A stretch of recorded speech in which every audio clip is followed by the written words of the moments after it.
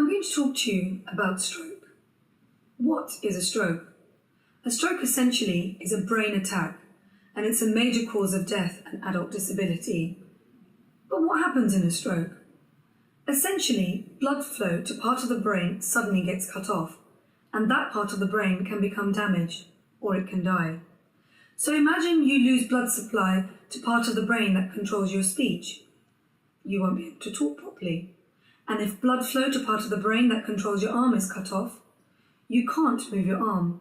So you can understand it's quite a serious condition. Now there are two types of stroke that a patient can have. The most common one is an ischemic stroke. And this is when a blood clot forms in blood vessels in the brain and blocks the flow of blood. The other type of stroke is a hemorrhagic stroke, and this is caused by bleeding. So a damaged or a weak blood vessel may burst and bleed in the brain. But how do I know if I'm having a stroke? What symptoms should I be looking out for? Remember, these symptoms are sudden and include a number of the following. You could get weakness of an arm or a leg or both. You may get weakness and twisting to one side of the face.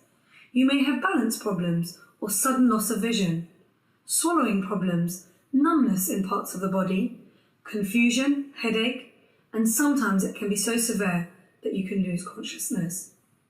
We should all probably remember a phrase known as FAST. F, face weakness. Does the patient have weakness of the face? A, can the patient raise both arms? S, can the patient speak properly? If any of these symptoms are present, then it's T, time to call an ambulance or time to go to the hospital straight away. It's very important to go straight away because if you've had an ischemic stroke and it's less than 4 hours since your symptoms have started, you actually may be fit enough for a clot-busting medication. This increases your chances of survival and decreases the disability that the stroke may leave you in. So please, do not delay.